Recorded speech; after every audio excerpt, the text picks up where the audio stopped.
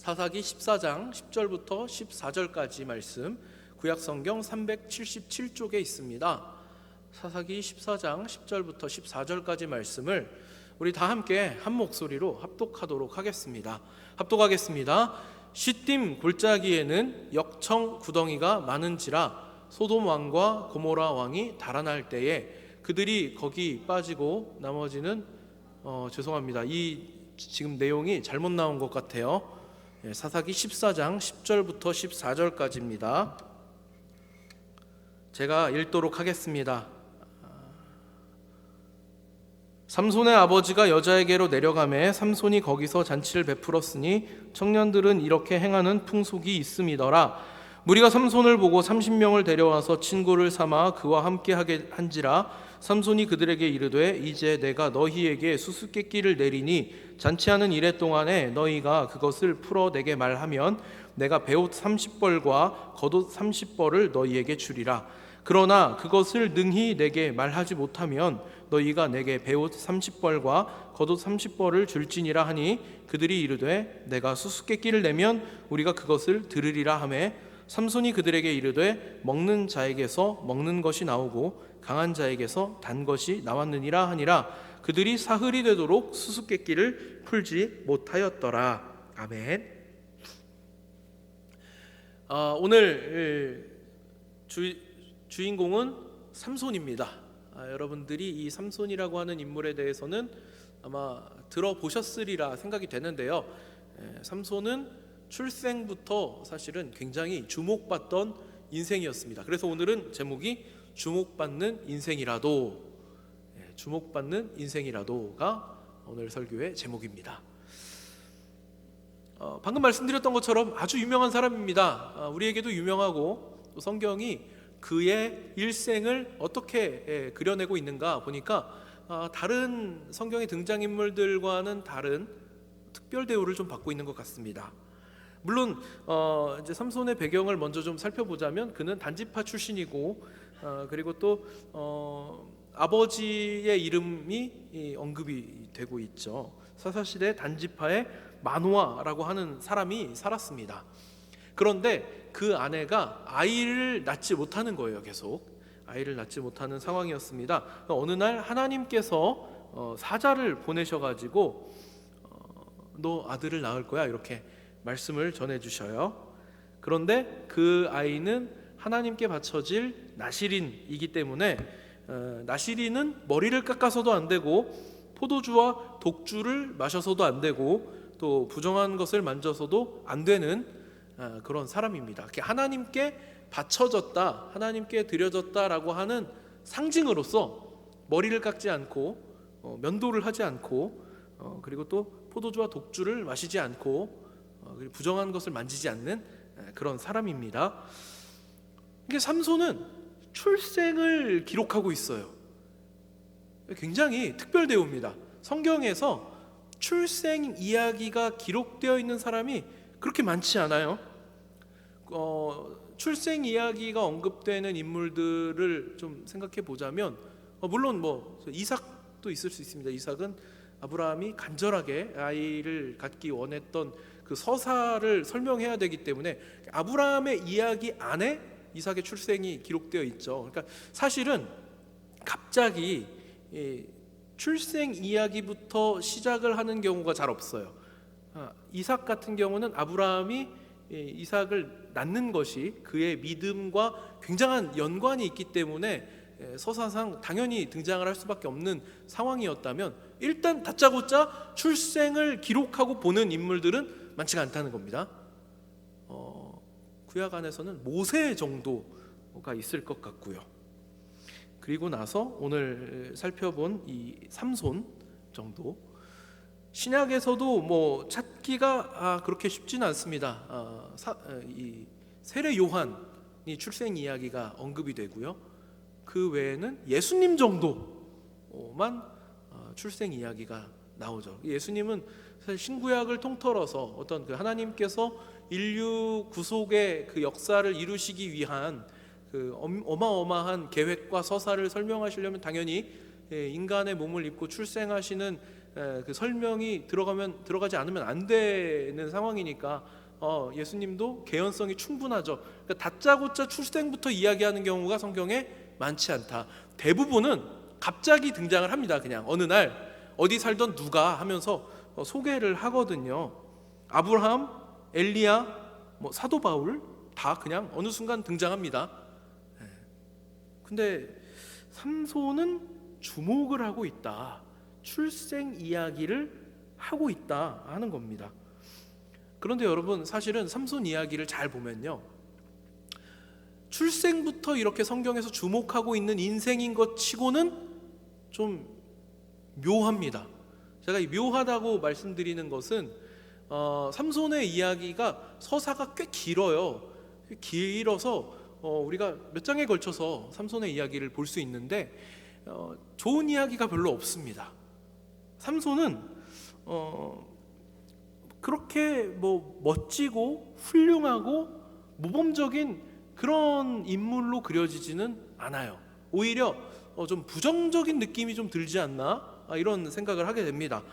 삼손이라고 하는 이름은 원래 태양, 광채 이런 뜻을 갖고 있습니다. 그러니까 출생도 성경에서 굉장히 주목해서 기록을 하고 있고, 여러분 태양 어때요? 태양은 우리 이 지구에서는 태양은 굉장히 절대적이죠. 밤하늘에 수많은 별이 떠 있다고 하더라도 이제 낮이 돼서 태양이 하늘에 딱 떠오르면 그 수많은 별들은 다 어떻게 됩니까? 다 사라지죠. 하늘에 뭐만 보여요? 그래서 태양밖에 안 보이잖아요, 그죠? 태양은 굉장히 주목받는 대상입니다. 그러니까 출생, 이름, 삼손은 주목받는 사람이에요.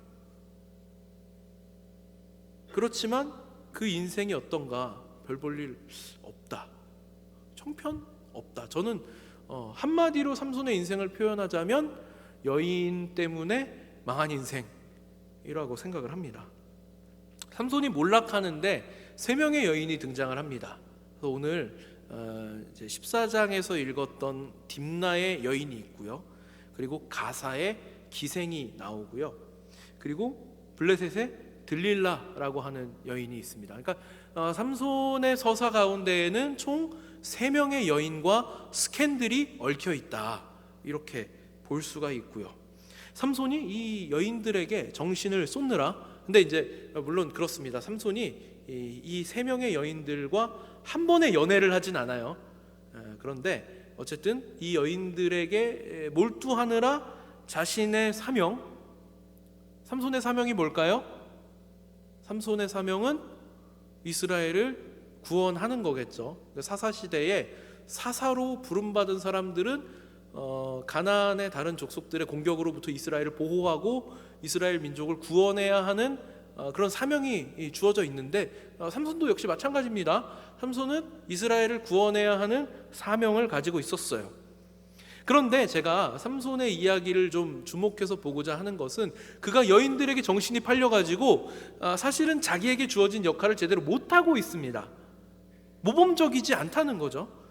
자랑거리가 되지 않을 것 같다라고 하는 겁니다. 성경이 삼손의 이야기를 서술하는 과정을 잘 보면요, 그냥 목격자의 시선에서 평가조차 하지 않고 그냥 그려냅니다. 삼손이 딥나의 여인과 결혼하기 위해서 이런 일을 했고, 가는 길에 이런 일이 있었고, 결혼식 때 이런 사건이 있었고, 이런 행동을 했다 정도의 수준에서의 설명만 계속돼요. 왜 이렇게 무미건조하게 그의 일거수일투족을, 그의 선택과 그의 행동을 설명할까? 평가조차 하지 않을까? 이것을 좀 저는 오늘 생각을 해보려고 하는 것입니다. 시기는 블레셋이 이스라엘을 다스리던 때다, 이렇게 설명을 하고 있어요. 그리고 삼손이 어느 날 딥나라고 하는 지역에서 한 여인을 보고 사랑에 빠진 겁니다. 그래서 이제 집에 가가지고 자기 부모님한테 이렇게 얘기하는 거죠. 아빠, 나 저기 딥나에 되게 이쁜 여자를 봤어요. 근데 그 여자하고 결혼할 겁니다. 이렇게 얘기한 거예요. 그냥 이 삼손의 아버지 마노아는 하나님의 사자가 삼손이라고 하는 아이를 주실 때 뭐라고 하고 주셨냐면 큰 용사로서 이스라엘을 구원할 자가 태어날 거라고 약속을 하셨는데, 그 아이를 하나님께 드리기 때문에 나시린으로서 키워야 한다고 하나님께 그렇게 명령을 받았는데, 약속을 받았는데, 이 아들이 이방 여인 블레셋 여인과 결혼하겠다고 좀 와서 얘기를 하는 거예요. 그러니까 아버지 입장에서는 당연히 잔소리가 나올 수밖에 없죠. 야, 이스라엘에 여자가 없어가지고 왜 블레셋 여인하고 결혼하려고 하냐 하는 겁니다. 물론 이제 사랑에는 원래 민족도 없고 국경도 없습니다. 여러분들도 충분히 뭐 국제 결혼이라든지 할 수 있어요. 외국인 여자친구 남자친구 사귈 수 있습니다. 근데 좀 삼손 이야기는 조금 다른 거예요. 왜 그러냐면 삼손은 하나님께 특별히 드려진 그런 인물이고, 하나님께서 원하시는 바가 가나안의 다른 족속들과 섞여 살지 않는 거였기 때문에 사실은 아빠가 얘기하는 게 맞는 얘기인 거죠. 삼손이 여인을 만약에 결혼할 여인을 택하려고 했다면 이스라엘 안에서 구해야 하지 않았을까. 근데 제가 언급한 이 여인들이 대부분 다 이스라엘과 상관없는 여인들인 거예요. 어쨌든 자식 이기는 부모가 없습니다. 난 몰라, 난 딥나의 그 여자하고 결혼할 거예요 막 했겠죠. 뭐 요새는 어떤 방법을 쓰는지 잘 모르겠습니다만, 저도 어렸을 때 부모님 설득하다 안 되면 뭐 합니까? 밥도 굶어보고, 제가 늘 실패하거든요. 밥 굶는 건. 밥도 굶어보고, 뭐 해요? 문 닫고 들어가서 안 나와도 보고, 뭐 하면 친구네 집에 가서 한 며칠, 그러면 안 됩니다. 그죠? 가출은 안 되는데. 어쨌든 부모님이 결국에는 삼손의 손을 들어주게 돼요. 근데 묘한 것은 블레셋으로부터 이스라엘을 구하기 위해서 삼손이 짠 계획이었다고 합니다. 그러니까 저는 사실 이해가 잘 안 되긴 하는데, 일단 성경은 그렇게 서술하고 있어요. 그러니까 삼손은 블레셋으로부터 이스라엘을 구원하기 위해서 이 딥나의 여인과 결혼하려고 한다. 근데 사실은 그냥 보고 자기가 반한 여자하고 결혼하려고 하는 것 같은데, 어쨌든 성경은 그렇게 설명을 합니다. 그리고 딥나의 여인과 결혼하게 됐어요. 결혼식을 치르러 가는 길에 어떤 사건이 발생을 합니다. 이 딥나 근처에 포도 키우는 포도원이 있는데, 그 포도원을 지나는데 젊은 사자가 한 마리 나타나가지고 이게 위협을 한 거예요. 그랬더니 이 삼손이, 성경의 표현을 그대로 제가 설명을 드릴게요. 사자를 찢어 죽입니다. 손으로. 이게 힘이 얼마나 센지 아시겠죠? 자기가 맨손으로 사자를 찢어 죽여요. 찢어 죽인 건 참 대단한 일이에요. 그죠? 그리고 나서 이제 가던 길을 돌아가는데, 삼손이 아까 자기가 잡았던, 자기가 아까 찢어 죽였던 그 사자의 시체에서 꿀이 흘러나와가지고 벌들이 꼬여 있는 걸 봅니다. 그래갖고 가서 이렇게 보고, 이렇게 꿀 찍어서 먹어보고, 그리고 또 자기 부모님한테도 그걸 갖다 드려요. 근데 그 부모님이, 여러분도 아마 밖에서 좋은 거, 맛있는 거 이렇게 부모님한테 챙겨갖고 우리 엄마 아빠랑 같이 먹어야겠다 이러고 갖고 들어가면 엄마가 뭐라고 하고 드세요? 이거 어디서 났어? 이렇게 물어보시죠. 그러면 이제 엄마 저 앞에 저기 트럭이 한 대 왔는데 거기서 파는 건데 되게 맛있대 뭐 하면서 이렇게 줄 거 아니에요? 아니면 어디 되게 맛집이 있는데 여긴 엄마 가면 줄 서서 사 먹어야 돼. 나 엄마 생각나서 내가 하나 사왔어 하면서 드리잖아요. 그죠? 근데 삼손이 이 꿀이 어디서 났는지 설명을 안 해요. 이 꿀이 어디서 났는지는 설명 안 하고 그냥 드셔보세요 하면서 드려요. 이제 딥나에서 결혼식을 합니다. 근데 삼손이 이 결혼식 할 때 블레셋의 이 30명의 청년들하고 같이 아마 그런 풍습이 있었던 것 같아요. 수수께끼를 내서 그거 맞추는 그런 내기를 합니다. 그래갖고 상품을 거는데 옷 30벌, 겉옷, 속옷 30벌씩을 이렇게 상품으로 걸고 맞추면 청년들한테 한 벌씩 주고, 못 맞추면 청년들이 한 벌씩 갖고 오는 내기를 하게 됩니다. 근데 수수께끼 내용이 뭐냐면 이런 거예요. 먹는 자에게서 먹는 것이 나오고 강한 자에게서 단 것이 나왔다. 이렇게 질문을 하면서 이게 뭘까? 이렇게 한 거예요. 당연히 블레셋 청년들은 못 맞춥니다. 당연히 몰라요. 근데 기한이 이제 다가오잖아요. 일주일 동안 수수께끼를 맞추기로 했으니까 시간이 하루하루 지나가는데 이제 못 맞추는 계속 상황인 거예요. 도대체 무슨 얘기를 하는 건지 머리를 싸매고 막 지혜를 모아봐도 답이 나오질 않습니다. 그러니까 이 청년들이 어떻게 하냐면 삼손의 그 아내 딥나의 여인을 찾아가서 막 닥달을 합니다. 너 그거 빨리 안 알려주면 너 가만 안 둘 거야. 너 배신자야. 막 이렇게 협박을 하는 거죠. 그래갖고 이 여인이 결국에는 삼손한테 그 수수께끼의 답을 알아냅니다. 알아내가지고 청년들한테 알려줘요. 약속한 기한이 됐죠. 이제 삼손이 청년들을 만나러 갔습니다. 그래서 이제 다시 대화를 하는데 청년들이 맞추는 거예요. 무엇이 꿀보다 달겠으며 무엇이 사자보다 강하겠느냐, 이렇게 대답을 한 겁니다. 블레셋 청년들이 삼손한테. 그러니까 삼손이 질문한 게 뭐였어요? 자기가 찢어 죽인 사자한테서 꿀이 흘러나왔다, 이 얘기를 수수께끼에 낸 거예요. 근데 삼손은 그걸 사람들한테 말하지 않았었죠. 그러니까 당연히 못 맞추는 게 정상인데 맞췄잖아요. 삼손이 곰곰이 생각을 해봤더니 자기 와이프한테는 말을 했거든요. 열받은 거예요.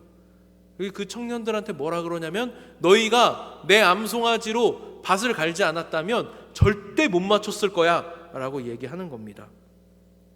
내 아내한테 물어보지 않았으면 너희가 이 문제에 맞출 수 있었겠느냐 라고 말한 거예요. 그리고 열받아가지고 그 화를 참지 못하고 아스글론이라고 하는 곳으로 내려가서 거기 사람 30명을 죽여서 그 사람들의 옷을 벗겨서 그 옷을 문제 맞춘 30명의 청년들한테 갖다 줬다 하는 것으로 이 딥나의 여인 이야기가 끝납니다.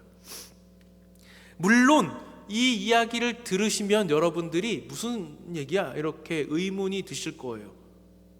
그 삼손이 태어날 때 주목받았다. 저는 삼손의 출생에 대해서 여러분들에게 소개를 했는데 그 주목받은 인간이 별로 용사로서의 모습이 보이지 않더라라고 하는 겁니다. 오히려 제가 느낄 때는 약간 건달 이런 느낌이지 않을까 그런 생각이 좀 들었어요. 블레셋을 심판하기 위한 방법이라고 하는데 물론 아스글론에 있던 사람들이 죽은 거 자체만 보면 블레셋의 일부를 뭐 처단한 거라고 볼 수도 있겠지라고 생각을 할 수도 있지만 글쎄요, 딥나의 여인과 결혼하려고 한 게 애초에 블레셋 사람들로부터 이스라엘을 구원하기 위한 방법이었다면서요. 그러니까 이게 사실은 이유를 너무 깊게 생각할 필요가 없는 문제예요. 고민을 깊게 할 필요가 없습니다. 사실은 지금 성경은 계속해서 우리한테 뭘 보여주고 싶어 하는 거냐면 삼손이 주목받은 바에 비해 형편없는 인물이었다는 걸 소개하고 있는 거예요. 우리는 이 본문의 내용을 통해서 뭘 보면 되냐면 하나님께서 택하시고 특별한 능력을 주신 이 삼손조차도 이렇게 형편이 없구나. 그도 형편없는 그냥 인간일 뿐이었구나 하는 겁니다. 제가 앞서서 삼손을 나시린이라고 소개했었습니다. 그리고 나시린이 해야 하는 일에 대해서도 말씀을 드렸어요. 혹시 다시 이 기억을 해보시기 바랍니다. 원래 나시린은 머리를 깎으면 안 되고요. 그리고 포도주와 독주를 마시면 안 되고요. 그리고 부정한 걸 손에 대면 안 돼요. 그렇죠? 그런데 삼손이 이 결혼을 준비하기 위해서 딥나로 가는 길에 사자를 만났을 때 어떻게 했죠? 맨손으로 그 사자를 찢어 죽였습니다. 근데 이 부정한 것에 손대면 안 된다고 하는 이 규례에는요, 그러니까 죽은 사체를 만지면 안 된다고 하는 그런 법도 있는 거예요. 그러니까 시체는 부정하게 다뤘습니다. 그러니까 사자를 찢어 죽이고 그 사자의 몸에서 꿀이 나왔을 때 그 꿀 찍어 먹은 건 굉장히 부정한 행동을 한 거예요. 그러니까 자기도 그게 부정하다는 걸 아니까 부모님한테 그 꿀을 갖다 드리면서 이거 어디서 났습니다 말을 못해요. 자기도 알아요. 내가 나시린으로 태어나서 하나님께 바쳐진 사람이라는 걸 자각하고 있습니다. 그거랑 상관없이 행동하는 거예요. 그리고 또 한 가지 아주 묘한 게 있어요. 뭐냐면 포도원 근처를 지나갔다는 거예요. 제가 포도주와 독주를 마시면 안 되는 규례가 있다 그랬는데, 사실 이 당시에 이 가나안 지역에서 나는 포도는 대부분 포도주 담그는 용입니다. 이 포도주가 식수를 대신하는 역할을 해야 됐기 때문에 포도는 대부분 포도주를 담갔어요. 그러니까 포도원 근처를 지나갔다? 이것도 약간 의심해 볼 필요가 있는 거죠. 그런데 이 희한한 일을 자랑하고 싶어서 삼손이 수수께끼를 낸 겁니다. 그러니까 대놓고 야 내가 포도원 근처에서 사자를 찢어 죽였는데 내 힘이 얼마나 세냐. 근데 그 찢어 죽인 사자한테서 꿀이 나왔어. 자랑은 못하고. 근데 사람들이 알았으면 좋겠고. 얼마나 소인배입니까? 근데 이 삼손이 이런 이 사건을 통해서 도대체 우리한테 무슨 교훈을 주고 무슨 모범이 될 수 있겠느냐라고 하는 거예요. 그렇지만요 여러분, 사실은 제가 한 가지 여러분들한테 오늘 이 삼손의 이야기를 통해서 꼭 전해드리고 싶은 것은, 그렇기 때문에 그가 믿음의 용사로서 이름을 얻었다라고 하는 겁니다. 이게 무슨 얘기냐면요, 삼손은 사실 모범적인 인물이 아니에요. 그의 행동 안에서는 삼손 참 훌륭하다, 멋있다, 믿음의 용사다 라고 할 만한 행동이 없습니다. 그래서 삼손은 이스라엘의 사사로 부름받아가지고 자기 사명을 어떻게 완수하냐면, 삼손의 이야기를 아시는 분들은 아실 테지만 나중에 이 들릴라라고 하는 여인과의 관계에서 이제 자신의 비밀을, 자신의 힘의 원천이 하나님께 자신이 바쳐진 사람이기 때문에 이렇게 힘이 넘치는 것이다 라고 하는 것을 누설해가지고, 그래서 머리털 다 깎이고 눈알 다 뽑히고 블레셋 사람들한테 잡혀가서 조롱을 당할 때 마지막으로 하나님 앞에 이렇게 기도합니다. 하나님, 제가 이 블레셋 놈들 다 때려잡고 저도 죽겠습니다. 이렇게 마지막 하나님 앞에 기도하고, 그리고 나서 힘을 내서 블레셋 사람들을 다 죽이고 자신도 죽는 것으로 삼손의 이야기가 끝이 납니다. 그 삼손은 자신의 사명을 어떻게 완성해요? 죽으면서 완성하는 거예요. 근데 그 죽음조차도 멋있지 않죠. 명예롭지 않죠. 이미 머리털 다 뽑히고 눈알 다 뽑히고 포로로 끌려가갖고 조롱당하다가 하나님, 제가 힘 주시면 저것들 다 쓸어버리고 저도 그냥 죽겠습니다. 이건 사실 모범적이지 않잖아요. 자랑스럽지 않잖아요. 그런데 하나님께서는 그 삼손의 그러한 모습을 통해서, 우리가 지난 시간에도 살펴봤었는데 히브리서 11장에 보니까 믿음의 용사들, 믿음의 선진들의 이름들이 언급되는 가운데 삼손의 이름이 같이 나오는 거예요. 삼손, 바락, 입다, 다윗 나오잖아요. 하나님께서는 인정하시는 거예요. 그는 믿음의 용사였다. 행동 안에는 믿음의 용사라고 할 만한 행동이 하나도 없었는데요, 그래도 믿음의 용사였다. 왜요? 왜 믿음의 용사죠? 이유가 뭘까요? 이 이유를 생각하기 위해서는 여러분들, 우리가 패턴화 되어 있는 걸 깨고 있다는 걸 확인할 필요가 있습니다. 뭐냐면, 원래 사사기에서 이야기가 어떻게 진행됐었죠? 이스라엘이 타락하고 가나안 사람들과 같이 우상 숭배하고 하다가 가나안 사람들의 힘이 강해지면 그 가나안 사람들에 의해서 고통당하고, 그때 하나님 살려주세요, 우리를 구해주세요, 그러면 하나님께서 사사를 보내주시는, 이런 식으로 이야기가 계속 진행이 됐었죠. 그러다가 중간에 점점 사사들 형편이 없어지면서 사사들이 점점 더 별로 본이 되지 않으면서 나중에 어떻게 되는 거예요? 이제는 하나님께 구하지도 않습니다. 그러니까 삼손 이야기는요, 사람들이 하나님 우리를 구해주세요로 시작하지 않고요, 그냥 마노아라고 하는 사람이 있었는데 그는 자식을 낳지 못했고 어느 날 하나님의 사자가 찾아오는 것으로 이야기가 시작됩니다.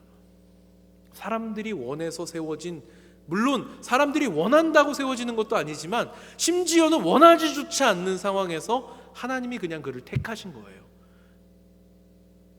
제가 앞서서 삼손의 이 이야기에 출생의 부분이 굉장히 주목되고 있다, 하나님께서 그의 인생을 굉장히 주목하고 계신다, 성경은 삼손을 주목해서 서술하고 있다, 이 이야기를 여러분들에게 드렸던 이유가 뭐냐면 삼손의 존재의 이유는 거기서 찾을 수 있기 때문입니다.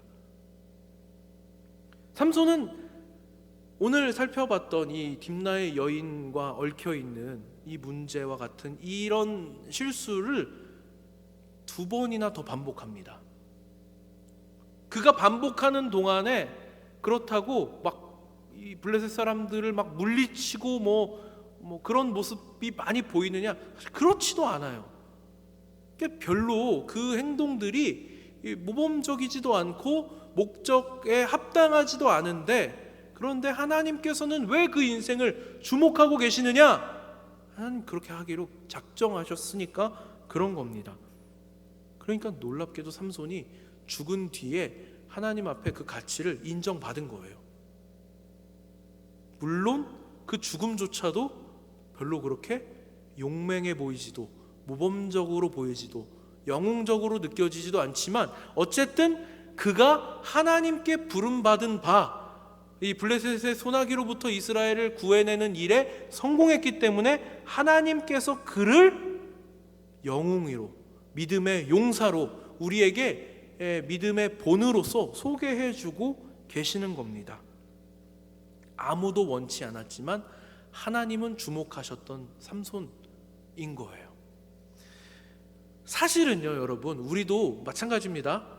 여러분들의 지금 형편을 살펴보면요 사실 별 볼 일 없어요. 죄송합니다 이렇게 얘기해서 굉장히 죄송한데 그래도 뭐 어쩔 수 없죠. 현실이니까 별 볼 일 없습니다. 저도 마찬가지입니다. 제가 뭐 목사 됐다고 여러분들 앞에서 이렇게 서서 떠든다고 저는 뭐 대단한 사람이냐? 저도 마찬가지죠. 저도 별 볼 일 없습니다. 그런데 중요한 것은 하나님께서는 여러분들 한 사람 한 사람을 태어날 때부터 주목하고 계셨고, 여러분들이 나기 전에 이미 계획하고 계셨고, 여러분들을 통해서 하나님 나라의 놀라운 역사를 만들어가기로 작정하셨다는 거예요. 그게 중요한 겁니다. 그러니까 지금은 우리도 삼손처럼 별 볼 일 없는 짓을 반복할 수도 있어요. 심지어는 삼손은 이 여인들과의 스캔들 문제가 계속 반복됩니다. 그 이야기 내내 여인들과 얽혀있는 문제가 반복돼요. 하나님은 그것조차도 중요하게 여기지 않으십니다. 그가 어떤 인생을 살았던 그는 하나님께 택함받은 사람으로서, 하나님께서 이스라엘을 구원할 용사로서, 사사로서 세우셨다라고 하는 것이 가장 중요한 이야기인 겁니다. 오늘 삼손이 한심한 모습을 보였습니다. 그렇지만 그는 위대한 용사입니다. 믿음의 영웅입니다. 오히려 그가 멋지고 영웅적인 삶을 살지 않은 것이 우리에게 믿음의 인물로서 본이 될 수 있는 거예요. 우리에게 이런 소망을 베푸시기 위해서 하나님께서는 이런 인물들 한 사람 한 사람을 택해서 사용하시는 겁니다. 성경에 나오는 인물들이요 막 대단한 것처럼 보여도요 다 똑같은 사람입니다.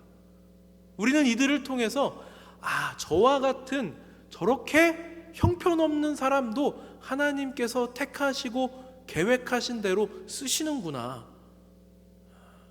내 믿음이 지금 별 볼 일 없어 보이는데 내가 지금 이렇게 사는 것이 하나님 믿는 사람으로서 합당한 모습일까?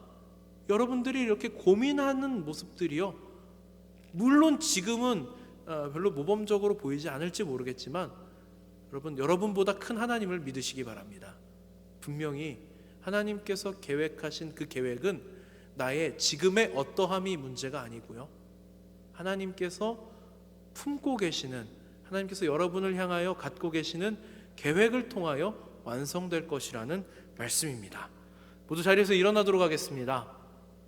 오늘 함께 주께 가오니 찬양하려고 하는데요,